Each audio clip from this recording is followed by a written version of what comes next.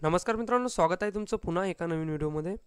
मित्रांनो, आपण आज वसंतराव नाईक महामंडळ कर्ज योजना 2024 याबद्दल संपूर्ण माहिती जाणून घेणार आहोत.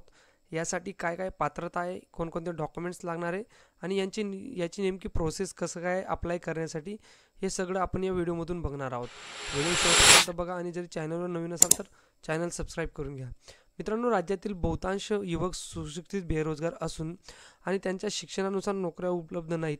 त्यामुळे स्वतःचा एखादा छोटासा लघु उद्योग सुरू करण्यासाठी इच्छुक असलेले सगळे जेवढी तरुण असतील आणि त्यांना भांडवलाची आवश्यकता असेल, परंतु त्यांच्याकडे आर्थिक परिस्थिती गरीब असल्यामुळे त्यांच्याजवळ उद्योग सुरू करण्यासाठी पुरेसे भांडवल उपलब्ध नसते. तसेच त्यांना कोणीही पैसे उधार देत नाही. त्यामुळे राज्यातील युवकांची स्वतःचा उद्योग सुरू करण्यासाठी इच्छा असून सुद्धा त्याला उद्योग सुरू करता येत नाही व त्यामुळे राज्यातील बेरोजगारी दिवसेंदिवस वाढत चाललेली हीच बाब शासनाने लक्षात घेऊन भटक्या जाती जमाती विशेष मागास वर्गातील युवकांचा आर्थिक विकास करण्यासाठी याच उद्देशाने शासनाने वसंतराव नाईक कर्ज योजनेची सुरुवात केलेली आहे. या योजनेअंतर्गत वसंतराव नाईक विमुक्त जाती व भटक्या जमाती विकास महामंडळ कर्ज योजनेचा मुख्य उद्योग राज्यातील विमुक्त जाती, भटक्या जमाती व विशेष मागासवर्ग प्रवर्गाच्या आर्थिकदृष्ट्या दुर्बल घटकातील व्यक्तींचा सामाजिक आणि आर्थिक शैक्षणिक विकास करणे हेच या योजनेचा मोठा उद्देश आहे. या योजनेचं नाव आहे वसंतराव नाईक लोन योजना, जी की महाराष्ट्र राज्यात चालू झालेली आहे. आणि कोण याच्यासाठी पात्रता आहे तर इतर मागासवर्गीय जी लोक असतील, जे की भटक्या जाती OBC कॅटेगरीमध्ये असतील आणि अजून दुसरे मागासवर्गीय कॅटेगरीमध्ये असतील, ते सगळे याच्यासाठी इलिजिबल आहेत. यात विभाग आहे तर इतर मागासवर्गीय बहुजन कल्याण विभाग या अंतर्गत ही योजना राबवली जाते. त्यात लाभ किती मिळतो तर 1,00,000 रुपये. आणि राज्यातील विमुक्त जाती, भटक्या जमाती व विशेष मागास वर्गातील नागरिकांचा विकास करणे हा महत्त्वाचा मुद्दा आहे. मी मागून चुकून एक शब्द बोललो की OBCमध्येही, तर सॉरी, OBCंना ही योजना मिळत नाही. OBCसाठी ही योजना नाही, कारण ही फक्त भटक्या जाती आणि विशेष मागासवर्गीय लोकांसाठीच आहे. तर लाभार्थी कोण तर राज्यातील विमुक्त जाती, भटक्या जमाती व विशेष मागास वर्गातील नागरिक हे लाभार्थी आहेत. अर्ज करण्याची पद्धत ही ऑनलाईन आणि ऑफलाईन दोघं पद्धतीने आहे.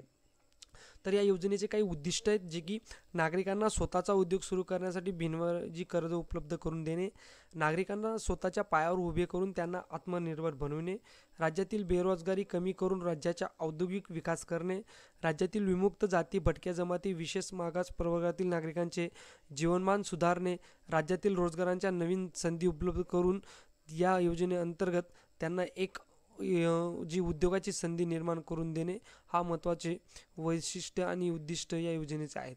तर याच्यात तुम्ही नियमित कर्ज परतफेड करणाऱ्या लाभार्थ्याला व्याज आकारण्यात येत नाही. या योजनेअंतर्गत शासनाचा सहभाग 100% आहे.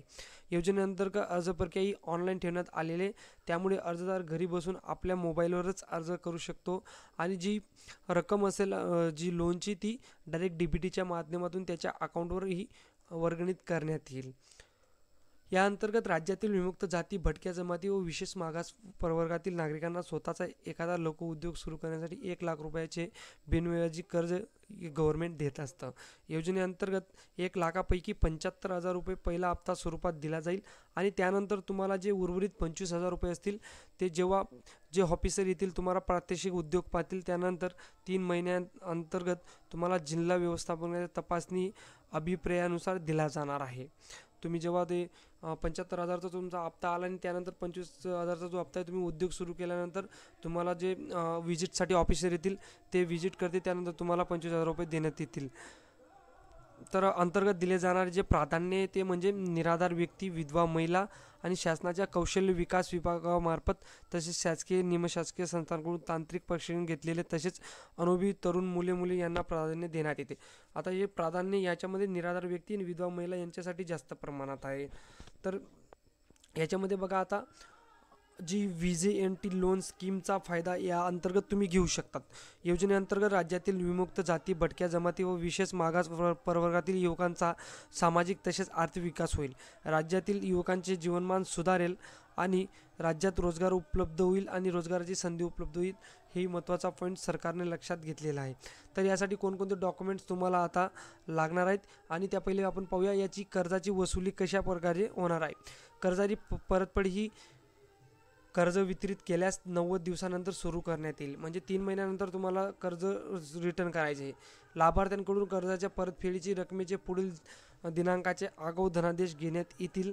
लाभार्थ्याला नियमित 48 महिने मुद्दल 2085 रुपये परतफेड करावी लागेल. तर 48 महिन्यांसाठी तुम्हाला 2085 रुपयेचा हप्ता आहे. नियमित कर्जाची परतफेड न करणाऱ्या लाभार्थ्यांना जेवढे कर्जाचे हप्ते थकीत असतील त्या रकमेवर 4% व्याज आकारण्यात येईल. तुम्ही जरी हप्ते बरोबर वेळेवर फेडले नाही तर तुम्हाला 4% व्याज ही बसेल. लाभार्थ्याने कर्जाचे हप्ते भरले नाही व त्यामुळे वसुली न झाल्यास महामंडळाकडे ठेवलेला तारण तसेच जमीन कर्ज वसुली करण्यात येईल. जे तुम्ही महामंडळाकडे तारण देणार, तुमची जमीन तारण देणार, जागा असेल प्रॉपर्टी तारण देणार, तर त्यामार्फत तुमचं कर्ज हे वसूल करण्यात येईल. तर या वसंतराव योजनेनंतर कोणता कोणता व्यवसाय तुम्ही करू शकतात, तर पुढील स्क्रीनवर जेवढे व्यवसाय दिसत आहेत तेवढे तुम्ही करू शकतात. त्याच्यामध्ये power tiller, hardware, cyber cafe, चहा विक्री केंद्र, सॉफ्ट आईस विक्री केंद्र, झेरॉक्स, स्टेशनरी, आईस्क्रीम पार्लर, विक्री, भाजीपाला विक्री, सलून, ब्युटी पार्लर, खूप असे प्रकारचे जे सूक्ष्म व लघु उद्योग आहेत ते तुम्ही करू शकता या योजनेअंतर्गत कर्ज घेऊन.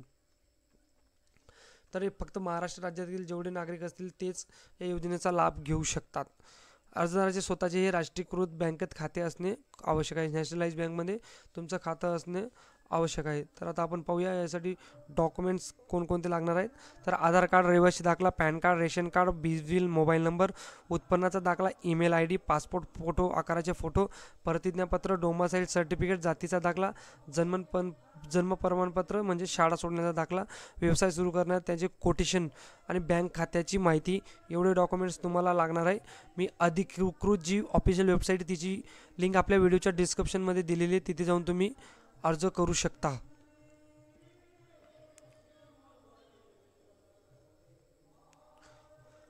त्यानंतर जे हे त्यांची हेल्पलाईन नंबर आहे तो तुम्हाला दिसत असेल. वसंतराव नाईक योजना संपर्क क्रमांक, याच्यावरही तुम्ही हे करून फोन करून तुम्ही विचारू शकता जी तुम्हाला क्युरी येईल त्याची.